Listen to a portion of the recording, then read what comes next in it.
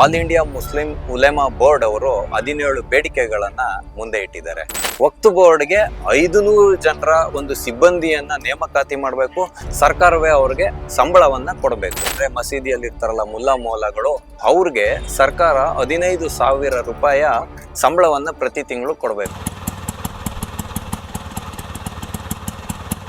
TV ವಿಕ್ರಮದ ಸಮಸ್ತ ವೀಕ್ಷಕರಿಗೆ ಆಟೋವಾಲಾ ಕಾರ್ಯಕ್ರಮಕ್ಕೆ ಆತ್ಮೀಯವಾದ ಸ್ವಾಗತ. ನಾನು ನಿಮ್ಮ ಜಯಂತ್ ಪಾಂಡೆ.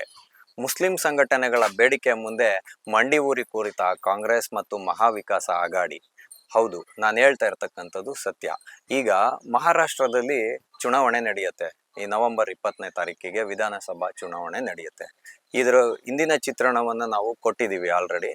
ಈಗ ಮುಸ್ಲಿಂ ಸಂಘಟನೆಗಳು ಮಹಾವಿಕಾಸ ಆಘಾಡಿ ಮತ್ತೆ ಕಾಂಗ್ರೆಸ್ ಪಾರ್ಟಿಯ ಮುಂದೆ ಹಲವಾರು ಬೇಡಿಕೆಗಳನ್ನು ಇಟ್ಟಿದೆ. ಅದರಲ್ಲಿ 17 ಬೇಡಿಕೆಗಳು, ಅದರಲ್ಲಿ ಹೆಚ್ಚಿನ ಅಂಶ ವಕ್ಫ್ ಬೋರ್ಡ್ಗೆ ಸೇರಿದಂತ ಬೇಡಿಕೆಗಳೇ ಹೆಚ್ಚಾಗಿದೆ. ಇದನ್ನೆಲ್ಲ ನಾವಿವತ್ತು ವಿಶ್ಲೇಷಣೆ ಮಾಡೋಣ ಅಂತ ನಿಮ್ಮ ಮುಂದೆ ಈ ಸಂಚಿಕೆಯನ್ನ ಮಾಡ್ತಾ ಇರ್ತಕ್ಕಂಥದ್ದು. ಸ್ನೇಹಿತರೆ, ಇವತ್ತು ಕಾಂಗ್ರೆಸ್ ಪಾರ್ಟಿ ಯಾವ ರೀತಿಯಾದ ಓಲೈಕೆಗೆ ಬಿದ್ದು ಈ ದೇಶವನ್ನ ಅಭದ್ರತೆಯ ಕಡೆಗೆ ದೂಡಿದೆ ಅನ್ನೋದು ನಮ್ಮೆಲ್ಲರ ಗಣನೆಗೆ ಬರ್ಬೇಕಂದ್ರೆ, ಅಂದ್ರೆ ಹಿಂದೂಗಳ ಗಣನೆಗೆ ಬರ್ಬೇಕಂದ್ರೆ ನೀವು ಈ ಸಂಚಿಕೆಯನ್ನು ನೋಡ್ಬೇಕಾಗಿರ್ತಕ್ಕಂಥದ್ದು ಸೂಕ್ತ. ಯಾಕೆ ಅಂತ ಹೇಳಿದ್ರೆ, ಇವಾಗ ನಡೀತಾ ಇರುವಂತಹ ಮಹಾರಾಷ್ಟ್ರ ಚುನಾವಣೆಯಲ್ಲಿ all India Muslim Ulema board ಅವರು 17 ಬೇಡಿಕೆಗಳನ್ನ ಮುಂದೆ ಇಟ್ಟಿದ್ದಾರೆ. ಅದರ ಅನ್ವಯ ಏನಾಗುತ್ತೆ ಅಂತ ಹೇಳಿದ್ರೆ, ಮಹಾರಾಷ್ಟ್ರದಲ್ಲಿ ಮುಸ್ಲಿಂ ಸಮುದಾಯ ಮಹಾವಿಕಾಸ ಆಘಾಡಿ, ಅಂದ್ರೆ ಇದ್ರಲ್ಲಿ ಕಾಂಗ್ರೆಸ್ ಇರುತ್ತೆ, ಇವ್ರಿಗೆ ಚುನಾವಣೆಯಲ್ಲಿ ಬೆಂಬಲವನ್ನ ಸೂಚಿಸಬೇಕು, ಇವ್ರಿಗೆ ಮತವನ್ನ ಹಾಕ್ಬೇಕಂದ್ರೆ ಈ ಬೇಡಿಕೆಗಳನ್ನ ಈಡೇರಿಸಬೇಕು ಅಂತ ಹೇಳ್ತಾ ಇರ್ತಕ್ಕಂಥದ್ದು ವಿಚಾರ. ಇದರಲ್ಲಿ ಮೊಟ್ಟ ಮೊದಲನೆಯಾದಂತ ಬೇಡಿಕೆ ಏನಪ್ಪಾ ಇವ್ರದ್ದು ಅಂತ ಹೇಳಿದ್ರೆ, ವಕ್ಫ್ ಬೋರ್ಡ್ನ ತಿದ್ದುಪಡಿ ಕಾಯ್ದೆಯನ್ನ ವಿರೋಧ ಮಾಡ್ಬೇಕಂತೆ. ಅಂದ್ರೆ ಈಗ ಈ ಚುನಾವಣೆಯಲ್ಲಿ ಗೆದ್ದಂತ ಶಾಸಕರು ಯಾರಿರ್ತಾರೆ, ಅವರು ಕೇಂದ್ರ ಸರ್ಕಾರದ ಮುಖಾಂತರ, ಅವ್ರ ಎಂಪಿಗಳ ಮುಖಾಂತರ ಈ ವಕ್ಫ್ ಬೋರ್ಡ್ ಚಳಿಗಾಲದ ಅಧಿವೇಶನದಲ್ಲಿ ಬರ್ತಕ್ಕಂಥ ವಕ್ಫ್ ಬೋರ್ಡ್ನ ತಿದ್ದುಪಡಿಗೆ ವಿರೋಧವನ್ನ ವ್ಯಕ್ತಪಡಿಸ್ಬೇಕು. ಅದಲ್ಲದೆ 48 ಜಿಲ್ಲೆಗಳಿದಾವೆ ವಕ್ಫ್ ಬೋರ್ಡ್ನ ಪ್ರಾಪರ್ಟಿಗಳು ಸರ್ವೆ ಆಗದೆ ಇರ್ತಕ್ಕಂಥದ್ದು ಮಹಾರಾಷ್ಟ್ರದಲ್ಲಿ. ಆ 48 ಜಿಲ್ಲೆಗಳಲ್ಲಿ ವಕ್ಫ್ ಬೋರ್ಡ್ನ ಒಂದು ಆಸ್ತಿಗಳೇನಿದಾವೆ ಅವುಗಳ ಸರ್ವೇಕ್ಷಣೆ ಮಾಡ್ಬೇಕು, ಅಂದ್ರೆ ಸರ್ವೆ ಮಾಡಬೇಕು, ಮತ್ತೆ ಅವುಗಳನ್ನ ನೋಂದಾವಣಿ ಮಾಡೋದಕ್ಕೆ ಅನುಮತಿಯನ್ನು ಕೊಡಬೇಕು. ಅಲ್ಲಿ ಅವ್ರ ಪೊಸಿಷನ್ ತಗೊಳಕ್ಕೆ, ಅಂದ್ರೆ ಅದನ್ನ ಅವರ ಒಂದು ಸುಪರ್ದಿಗೆ ತಗೊಳ್ಳೋದಕ್ಕೆ ಅವಕಾಶವನ್ನ ಮಾಡ್ಕೊಡೋದಕ್ಕೆ ಅನುಮತಿ ಕೊಡ್ಬೇಕು ಅನ್ನೋದು ಒಂದು ಬೇಡಿಕೆ. ವಕ್ಫ್ ಬೋರ್ಡ್ಗೆ 500 ಜನರ ಒಂದು ಸಿಬ್ಬಂದಿಯನ್ನ ನೇಮಕಾತಿ ಮಾಡಬೇಕು, ಸರ್ಕಾರವೇ ಅವ್ರಿಗೆ ಸಂಬಳವನ್ನ ಕೊಡಬೇಕು, ಇದು ಒಂದು ಬೇಡಿಕೆ. ಇದಾದ್ಮೇಲೆ ಈ ಮೌಲಾನಗಳು ಇರ್ತಾರಲ್ಲ, ಅಂದ್ರೆ ಮಸೀದಿಯಲ್ಲಿ ಇರ್ತಾರಲ್ಲ ಮುಲ್ಲಾ ಮೌಲಾಗಳು, ಅವ್ರಿಗೆ ಸರ್ಕಾರ 15,000 ರೂಪಾಯಿ ಸಂಬಳವನ್ನ ಪ್ರತಿ ತಿಂಗಳು ಕೊಡಬೇಕು ಮಹಾರಾಷ್ಟ್ರದಲ್ಲಿರುವಂತ ಎಲ್ಲ ಮಸೀದಿಗಳಲ್ಲಿ. ಅಂದ್ರೆ ಜನರ ತೆರಿಗೆ ಹಣದಿಂದ ಸರ್ಕಾರ ನಡೀತಕ್ಕಂಥದ್ದು. ಆ ತೆರಿಗೆ ಹಣವನ್ನ ಮುಲ್ಲಾ ಮೌಲ್ವಿಗಳಿಗೆ ಸಂಬಳ ಕೊಡೋದಕ್ಕೆ ವಿನಿಯೋಗ ಮಾಡಬೇಕು ಅಂತ ಹೇಳ್ತಕ್ಕಂಥದ್ದು ಇವರ ಒಂದು ಬೇಡಿಕೆ. ಇದಾದ್ಮೇಲೆ ಶಿಕ್ಷಣದಲ್ಲಿ ಮತ್ತೆ ಸರ್ಕಾರಿ ಉದ್ಯೋಗಗಳಲ್ಲಿ 10% ಮೀಸಲಾತಿ ಕೊಡಬೇಕು. ಆ ಕಾಲಂನ ಅಡಿಯಲ್ಲಿ, ಅಂದ್ರೆ ಆ ಒಂದು 10% ಮೀಸಲಾತಿಯನ್ನು ಘೋಷಣೆ ಮಾಡಬೇಕು. ಅದರ ಅಡಿಯಲ್ಲಿ ಇವರಿಗೆ ಪೊಲೀಸ್ ಇಲಾಖೆ ಮತ್ತೆ ಸೇನೆಯಲ್ಲಿ 10% ಅಷ್ಟು ಮೀಸಲಾತಿಯನ್ನ ತಗೊಂಡ್ಬರ್ಬೇಕಂತೆ. ಇದಾದ್ಮೇಲೆ ಇನ್ನೂ ಒಂದು ವಿಷಯ ಇದೆ, RSS ಅನ್ನ ಬ್ಯಾನ್ ಮಾಡ್ಬೇಕಂತೆ. ಈ ಎಲ್ಲ ವಿಷಯಗಳು ರಾಜ್ಯ ಸರ್ಕಾರದ ಕೈಯಲ್ಲಿ ಇಲ್ವೇ ಇಲ್ಲ. ಏನು ವಕ್ಫ್ ಬೋರ್ಡ್ಗೆ ತಿದ್ದುಪಡಿ ತರ್ತಕ್ಕಂಥದ್ದು, RSS ಅನ್ನ ಬ್ಯಾನ್ ಮಾಡ್ತಕ್ಕಂಥದ್ದು, ಈ 2 ವಿಷಯಗಳು ರಾಜ್ಯ ಸರ್ಕಾರದ ಕೈಯಲ್ಲಿ ಇರೋದೇ ಇಲ್ಲ. ಅದಿರ್ತಕ್ಕಂಥದ್ದು ಕೇಂದ್ರ ಸರ್ಕಾರದ ಕೈಯಲ್ಲಿ. ಇಷ್ಟು ಕೂಡ ಗೊತ್ತಿಲ್ಲದೆ all India Muslim Ulema board ಅವರು ಈ ಬೇಡಿಕೆಯನ್ನ ಮುಂದಿಟ್ಟಿದ್ದಾರೆ. ಆದ್ರೆ ಇವತ್ತು ಮಹಾರಾಷ್ಟ್ರದಲ್ಲಿ ಲೋಕಸಭೆ ಚುನಾವಣೆ ನಂತರ ಸ್ವಲ್ಪ ಪುನರ್ಚೇತನ ಆಗಿರುವಂತ ಕಾಂಗ್ರೆಸ್ ಇರ್ಬೋದು, ಶರದ್ ಪವಾರ್ ಅವರ ಬಣ ಇರ್ಬೋದು, ಮತ್ತೆ ಶಿವಸೇನೆಯ ಉದ್ಧವ್ ಠಾಕ್ರೆ ಬಣ ಇರ್ಬೋದು, ಇವ್ರ ಮುಂದೆ ಮಂಡಿ ಊರ್ಬಿಟ್ಟು ಶರಣಾಗತಿ ಆಗಿದ್ದಾರೆ ಅಂತ ಅನ್ನಿಸ್ತಾ ಇದೆ.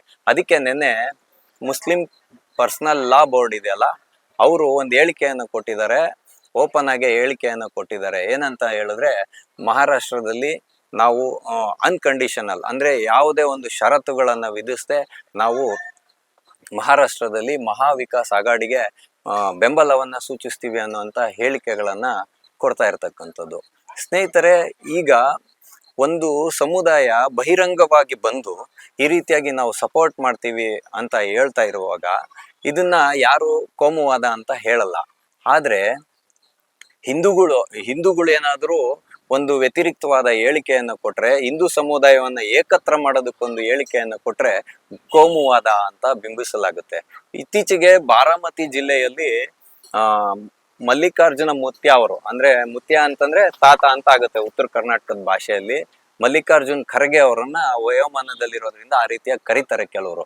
ಮಲ್ಲಿಕಾರ್ಜುನ್ ಖರ್ಗೆ ಅವರು ಒಂದು ಹೇಳಿಕೆಯನ್ನ ಕೊಡ್ತಾರೆ, ಬಾಟೆಂಗೆ ತು ಕಾಟೆಂಗೆ ಅಂತ. ಅದು ಹೇಳಿಕೆ ಹಂಗಲ್ಲ, ಬಟೆಂಗೆ ತು ಕಟೆಂಗೆ ಅಂತ ಯೋಗಿ ಆದಿತ್ಯನಾಥ್ ಅವರ ಕುರಿತಾದ ಒಂದು ಹೇಳಿಕೆಯನ್ನ ಕೊಡ್ತಾರೆ.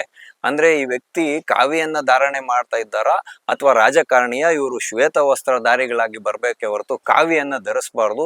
ಯಾಕೆ ಅಂದ್ರೆ ಇವರು ಸಮಾಜದಲ್ಲಿ ಕೋಮುವಾದವನ್ನ ಬಿಂಬಿಸ್ತಾ ಇದ್ದಾರೆ, ಭಯೋತ್ಪಾದನೆಗೆ ಪ್ರಚೋದನೆಯನ್ನ ಕೊಡುವಂತ ರೀತಿಯಲ್ಲಿರುವಂತ ಟೆರರಿಸ್ಟ್ ಅನ್ನುವ ರೀತಿಯಲ್ಲಿ ಹೇಳಿಕೆಯನ್ನ ಕೊಡ್ತಾರೆ ಮಲ್ಲಿಕಾರ್ಜುನ ಖರ್ಗೆ ಅವರು. ಅಲ್ಲ ಸ್ವಾಮಿ, ನಿಮ್ ಮುಂದೆ ಇಷ್ಟೆಲ್ಲಾ ಬೇಡಿಕೆಗಳಿಗೆ ನೀವು ಇವತ್ತು ಒಪ್ಕೊಂಡಿದ್ದೀರಾ ಅಂತ ಪತ್ರಿಕಾ ವರದಿಗಳು, ಮಾಧ್ಯಮಗಳು ಹೇಳ್ತಾ ಇರ್ತಕ್ಕಂಥದ್ದು. ಆದ್ರೆ ಹಿಂದೂ ಸಮಾಜವನ್ನ ಒಂದು ಏಕತ್ರ ಮಾಡ್ಬೇಕು, ಅಂದ್ರೆ ಒಗ್ಗಟ್ಟನ್ನ ಮೂಡಿಸ್ಬೇಕು. ನಾವು ಎಲ್ಲೆಲ್ಲಿ ವಿಭಜನೆ ಆಗಿದ್ದೀವಿ ಅಲ್ಲೆಲ್ಲ ನಮ್ಮ ಮೇಲೆ ಆಕ್ರಮಣಗಳಾಗಿದೆ, ದೌರ್ಜನ್ಯಗಳಾಗಿದೆ. ಹಾಗಾಗಿ ನಾವೆಲ್ಲರೂ ಒಂದಾಗಿರ್ಬೇಕು ಅಂತ ಹೇಳುವಂತ ಮಾತಿಗೆ ನೀವು ಒಂದು ಭಯೋತ್ಪಾದನಾ ಹೇಳಿಕೆ, ಭಯೋತ್ಪಾದಕ ಹೇಳ್ತಕ್ಕಂತ ಹೇಳಿಕೆ ಅಂತ ನೀವು ಹೇಳ್ತಿರಲ್ಲ, ಇದನ್ನ ನಾವು ಯಾವ ರೀತಿಯಲ್ಲಿ ಒಪ್ಕೊಳ್ಳಿಕ್ಕೆ ಸಾಧ್ಯ ಆಗುತ್ತೆ? ಮೌಲಾನಾ ಸಲ್ಮಾನ್ ಅಜಾರಿ ಅನ್ನೋನ್ನ ಬಿಡುಗಡೆ ಮಾಡ್ಬೇಕಂತೆ. ಈತ ಜೈಲಲ್ಲಿ ಇದ್ದಾನೆ ಮಹಾರಾಷ್ಟ್ರದಲ್ಲಿ. ಇವರನ್ನ ಬಿಡುಗಡೆ ಮಾಡ್ಬೇಕು ಅಂತ ಹೇಳಿದ್ದಾರೆ. ವಕ್ಫ್ ಬೋರ್ಡ್ನ ಆಸ್ತಿಗಳ ಸಂರಕ್ಷಣೆ ಮಾಡೋದಕ್ಕೆ 1000 ಕೋಟಿ ರೂಪಾಯಿಗಳ ಅನುದಾನವನ್ನ ಮಹಾರಾಷ್ಟ್ರ ಸರ್ಕಾರ ಬಿಡುಗಡೆ ಮಾಡ್ಬೇಕಂತೆ. ವಕ್ಫ್ ಬೋರ್ಡ್ ಏನಿದೆ ಅಲ್ಲ, ಇದು ನಿಮ್ಮ ಸುಪರ್ದಿಯಲ್ಲಿದೆ. ಹಾಗಾಗಿ ಅನುದಾನ ನಾವೇ ಕೊಡ್ಬೇಕು? ನೀವು ವಕ್ಫ್ ಬೋರ್ಡ್ ಇಂದ ಬರುವಂತ ಆದಾಯನ ಏನಾದ್ರು ಸರ್ಕಾರಕ್ಕೆ ಕೊಡ್ತಾ ಇದ್ದೀರಾ? ಇವಾಗ ನಮ್ಮ ಧಾರ್ಮಿಕ ದತ್ತಿ ಇಲಾಖೆ ಇದಾವಲ್ಲ, ಆ ಧಾರ್ಮಿಕ ದತ್ತಿ ಇಲಾಖೆಯಲ್ಲಿ ಬರುವಂತ ಸಂಪೂರ್ಣ ಉತ್ಪನ್ನವನ್ನ ಸರ್ಕಾರ ತೆಗೆದುಕೊಳ್ಳುತ್ತೆ. ಅದನ್ನ ಹೆಂಗ್ ಬೇಕೋ ಹಂಗ್ ವಿನಿಯೋಗ ಮಾಡಿರುವಂತ ಉದಾಹರಣೆಗಳಿದೆ. ಈಗೇನೋ ಸ್ವಲ್ಪ ಧ್ವನಿ ಎತ್ತಿದ್ರಿಂದ ಹಿಂದೂ ಸಮಾಜ ಇವಾಗ ಅದ್ರಲ್ಲಿ ಸ್ವಲ್ಪ ಕರೆಕ್ಷನ್ಸ್ ಬರ್ತಾ ಇರ್ತಕ್ಕಂಥದ್ದು, ಅದ್ರಲ್ಲಿ ಸ್ವಲ್ಪ ತಿದ್ದುಪಡಿಗಳು ಬರ್ತಾ ಇರ್ತಕ್ಕಂಥದ್ದು. ಈ ದೃಷ್ಟಿಯಿಂದ ನೋಡುವಾಗ ಹಿಂದೂ ಸಮಾಜದಲ್ಲಿರುವಂತ ನಾವು ಎಷ್ಟು ಹಿಂದುಳಿದಿದ್ದೀವಿ ಅನ್ನೋದನ್ನ ಯೋಚನೆ ಮಾಡಬೇಕು. ಬಟೆಂಗೆ ತು ಕಟೆಂಗೆ ಅಂತಂದ್ರೆ ಏನು ಅಂತ ಹೇಳಿದ್ರೆ, ನಾವು ಜಾತಿಯ ಹೆಸರಲ್ಲಿ ವಿಭಜನೆ ಆದ್ರೆ ಕಟೆಂಗೆ ಅಂದ್ರೆ ನಮ್ಮನ್ನ ಮುಗಿಸುವಂತ ಹುನ್ನಾರ ನಡೆಯುತ್ತೆ, ಪ್ರಜಾಪ್ರಭುತ್ವವಾಗಿ ನಮ್ಮನ್ನ ಮುಗಿಸುವಂತ ಹುನ್ನಾರ ನಡೆಯುತ್ತೆ ಅಂತ ತಾನೇ ಅದರ ಅರ್ಥ. ಅದಕ್ಕೇನೆ ಮೋದಿಯವರು ಒಂದು ಹೇಳಿಕೆಯನ್ನ ಕೊಟ್ರು, ಏಕ್ ರಹೇತು ಸೇಫ್ ರಹೆಂಗೆ ಅಂತ. ಅಂದ್ರೆ ನಾವೆಲ್ಲರೂ ಒಂದಾಗಿದ್ರೆ ನಾವು ಸೇಫ್ ಆಗಿರ್ತೀವಿ, ಅಂದ್ರೆ ಸುರಕ್ಷಿತವಾಗಿರ್ತೀವಿ. ಆ ದೃಷ್ಟಿಕೋನದಿಂದ ಮತದಾನ ಮಾಡಿ ಅಂತ. ಇಲ್ಲಿ ಇನ್ನೊಂದು ನೋಡ್ಬೇಕಾಗಿರೋ ವಿಚಾರ ಏನಿದೆ ಅಂತಂದ್ರೆ, ಬಾಳಾ ಠಾಕ್ರೆ ಅವ್ರು ಇದ್ರಲ್ಲ, ಅವರು ಹಿಂದುತ್ವವನ್ನ ಪ್ರತಿಪಾದಿಸಿದ್ದು. ಅವರ ಮಗನಾದಂತಹ ಉದ್ಧವ್ ಠಾಕ್ರೆ ಇಂಥ ಕಂಡೀಷನ್ಸ್ಗೆಲ್ಲ ಹೇಗ್ ಒಪ್ಕೊಳ್ತಾರೆ, ಇಂಥ ಒಂದು ಷರತ್ತುಗಳಿಗೆಲ್ಲ ಹೆಂಗ್ ಒಪ್ಪಿಕೊಳ್ತಾರೆ ಅಂತ ಹೇಳುವಂತ ಪ್ರಶ್ನೆ ಇವತ್ತು ನಮ್ಮನ್ನು ಕಾಡ್ತಾ ಇರ್ತಕ್ಕಂಥದ್ದು. ಮತ ಬೇಕು, ಅಧಿಕಾರ ಬೇಕು ಅಂತ ಹೇಳೋದಕ್ಕೋಸ್ಕರ ತಾವು ನಂಬಿದಂತ ವಿಚಾರಧಾರೆನೆ ಬಲಿ ಕೊಡ್ಲಿಕ್ಕೆ ಹೊರಟಿದಾರ ಉದ್ಧವ್ ಠಾಕ್ರೆ ಅವರು? ಇದು ಪ್ರಶ್ನೆ ಬರ್ತಾ ಇರ್ತಕ್ಕಂಥದ್ದು. ಅಷ್ಟಲ್ಲದೆ ಇಬ್ರು ಬಿಜೆಪಿಯ ನಾಯಕರಿದ್ದಾರೆ, ಅವರನ್ನ ಬಂಧನ ಮಾಡಬೇಕು ಅಂತ ಹೇಳ್ತಕ್ಕಂಥದ್ದು ಇಲ್ಲಿರೋ ವಿಚಾರ. ಈ ನಾಯಕರ ಹೆಸರೇನು ಅಂತ ಹೇಳಿದ್ರೆ, ರಾಮಗಿರಿ ಮಹಾರಾಜ್ ಮತ್ತು ನಿತೀಶ್ ರಾಣೆ ಅನ್ನುವಂತ ಬಿಜೆಪಿಯ ಇಬ್ರು ವಕ್ತಾರರು. ಇವ್ರು ಕೊಡ್ತಾ ಇರುವಂತ ಹೇಳಿಕೆಗಳು ಇವ್ರಿಗೆ ಮುಜುಗರ ಉಂಟು ಮಾಡಿದೆ. ಅದಕ್ಕೋಸ್ಕರ ಇವ್ರನ್ನ ಬಂಧನ ಮಾಡ್ಬೇಕಂತೆ.